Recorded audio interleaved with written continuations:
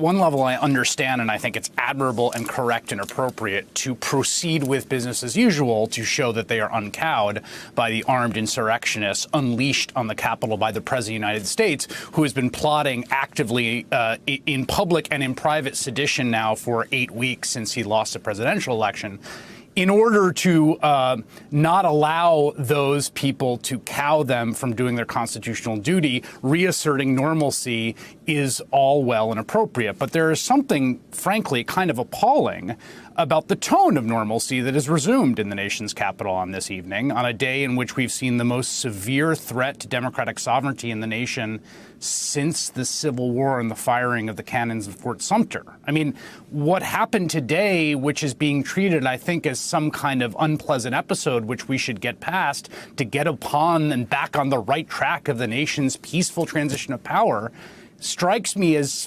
flirting with ignoring what happened and the pressing emergency that faces the nation right now, which is that the President of the United States is clearly a danger and threat to the Republic and needs to be lawfully removed from office as fast as is legally practicable. To watch Ben Sasse speechify about shoveling your neighbor's snow, which is a good, nice thing to do, while the president retains control of the nuclear codes, having urged essentially his battalions of fascist thugs to storm the Capitol, is just very, very difficult to digest, I have to say. And to your point, Chris, this is not something that, happened a while ago, even happened a few days ago. I mean, I still haven't totally digested the fact that we have the president on tape calling the Secretary of State in Georgia and saying, I need you to invent election results for me. That was not that many hours ago. This just happened. And we've got this split screen right now that we're watching that also includes the president's supporters having been pushed back from the building they stormed, leaving one woman dead in their wake, right? Almost no arrests after their actions today. Where are they right now? They're home, or they're elsewhere out in the streets. They're trading war stories, bragging about the violence and the vandalism that they got away with, the terror they brought to the U.S. government today, their success in temporarily halting the work of transferring power from their candidate to the one who just beat him in the last election, because they did stop that process for 5 hours. They walked away from the U.S. Capitol that they violently assaulted without consequences. Now the Congress is, going to put plywood on the windows and get back to doing its work belatedly to count the electoral votes and install a new president. But what's the current president doing? Presumably he's plotting his next attack. Precisely. And we all know that. I mean, we have watched this from 2015. Every single thing that Lindsey Graham and Marco Rubio and Ted Cruz and Rick Perry and Mitt Romney said about the man them was true, and they knew it. And anyone who was too stupid to know it is too stupid for public life, that it would always end up here. Mitch McConnell said in May of 2016, he reassured Republicans that the man's temperament would be fine. And now the entire enterprise sits atop a mountain of corpses in the deadliest year in American history, as we have watched people storm the Capitol and attempt to stop the peaceful in the White House at this moment as still the constitutional commander-in-chief of the nation's armed forces.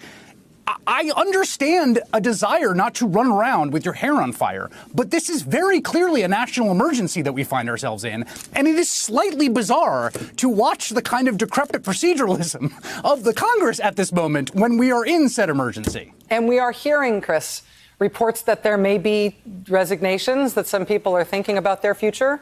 To have had the only resignations in the wake of this act today be the White House social secretary, the First Lady's chief of staff, and a deputy press secretary, to have that be it. I mean, we are advised, NBC is reporting that others at a higher level are considering it.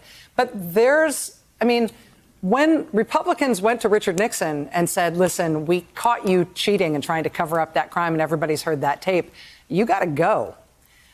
Think about the magnitude of that act by the president versus what we just had today from President Trump. And to have Republicans not asking for his resignation, other than the Republican governor of Vermont, to have Congress, Senator Hawley at least, not having his resignation demanded for having started this entire thing in the Congress, but him sticking with it, staying with this. I mean, the idea that the Republican Party is going to somehow defy the label of being a violent insurrectionist party with fascist markers is hard to see when their internal discipline is stern speeches and no rebukes. And I have to say this, that relates to something that I have seen present today, which is that America has a story it tells itself about what kind of democracy it is. And that story, I think, is noble and in many parts true and important in urging us towards, as Lincoln said, the better angels. But there's another part of the story. There have been coups in American history. In 1898, a white supremacist coup took over the capital of Wilmington, North Carolina, because a fusionist white-black government